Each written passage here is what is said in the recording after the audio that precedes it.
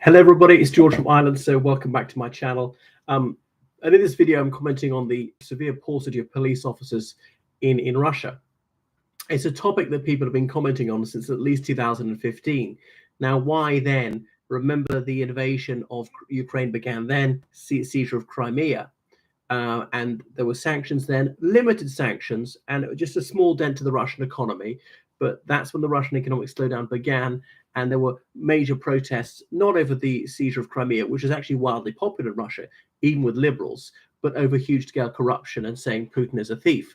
And the invasion of Crimea was partly a diversion from the enormous scale defalcations carried out by Putin and his cronies. But anyway, it's just got worse. So Russia's got 900,000 police officers out of a population of about 140 million. So roughly 1 in 100 every 150 people is a police officer.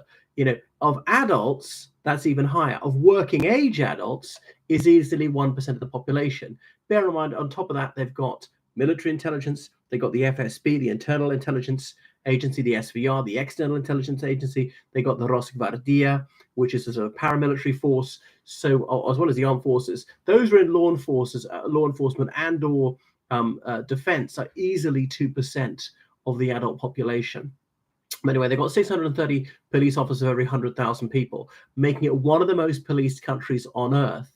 It's more than double the per capita number of police officers you have in a country like the United States, in the UK. It's actually not that far off France, because France actually got a relatively high number of people in law enforcement.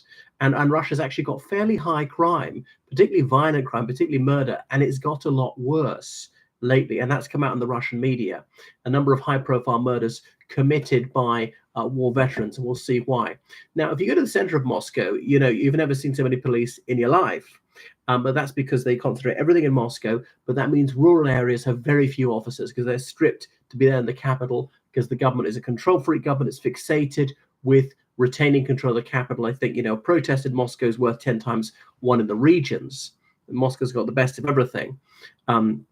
So to really clamp down on dissent, and that's actually become their primary mission these days. So in August this month, the Interior Ministry said the country was facing a critical shortage of police officers, and this was going to lead to higher crime. Well, they're not wrong. So why is the police force suffering this hemorrhage of experienced officers?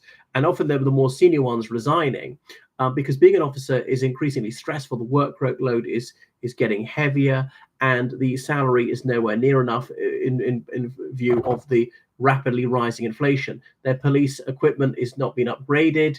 Things also need to be repaired. They're not being repaired. The government is prioritizing the armed forces. The 70% hike in the military budget for the forthcoming year, which means very little money for anything else, including the police. So the police is very much the Cinderella.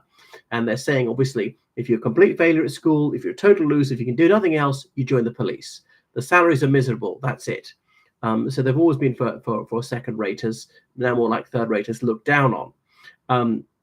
So the budgets are too low, and officers are complaining they have to buy things out of their own salaries, even paper and ink for the printer and stuff like that.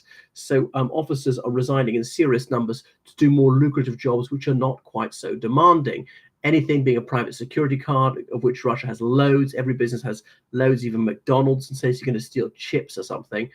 Being a courier, just almost anything is better paid. Even in a few cases, going off to join the army, this is at least well paid. We'll come back to that. Mainly it's because of the army that they're not losing even more officers. So the prisoners who agreed to fight in Ukraine had to do 6 months, and if they survived, they're allowed to return to Russia. They are set free, and their criminal records are wiped. But this has put tens of thousands of criminals on the streets, many of them hardened criminals, violent criminals, some of them zombified by their war trauma.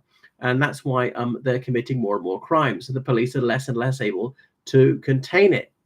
So the police are so run off their feet. Sometimes they don't even open a case when a crime is reported to them. The workload is too great. They don't have the time. So when statements are made about an alleged crime, the officer is given 10 days to write his or her report.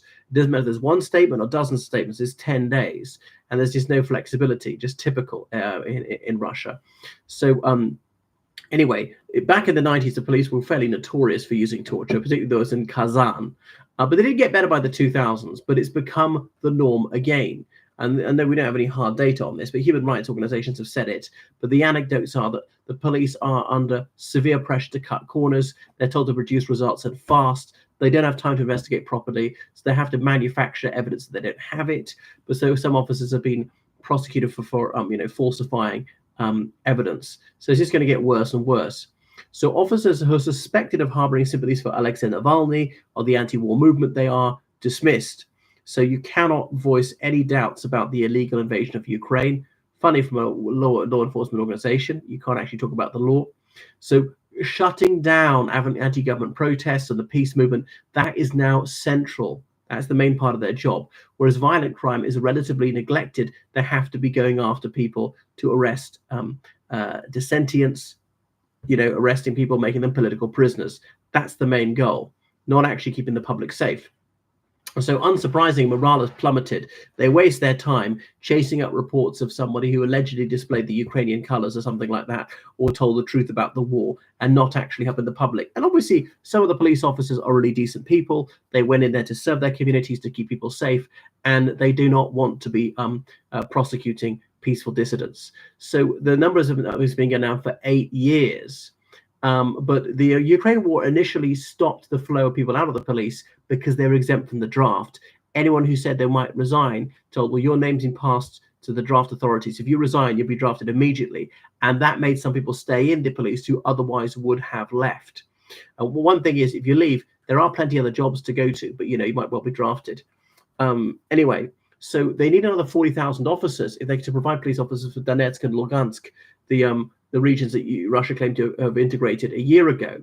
And if they're going to provide police officers for Zaporizhia and Kherson, that'd be a further 42,000 officers. Yeah, bear in mind, they're over 90,000 officers short, and it's getting worse. And younger people not joining, leaving, and so on, because the salaries are just so miserable. Right. Obviously, corruption is creeping back in. Partly it's just a way to make ends meet. So thank you so much for watching my channel. So if there are huge-scale demonstrations, it's going to be difficult for the government to keep it under control because they don't have that many police officers. They're stretched too thin as it is. I know they've got the Rosgvardia and so on, who've often been sent to fight in Ukraine. So it's part of all these chickens coming home to roost. And they were seen as like the backbone of the regime, public sector employees who are very behind Putin. Anyway, please subscribe on Patreon, donate on PayPal, georgecallahan79@gmail.com. Remember, I urgently need donations to keep this channel going. So yeah, I might get another lamp. Is the light good enough? I look forward to your comments below and look out for more videos, quality videos coming your way soon. All right, goodbye, everyone.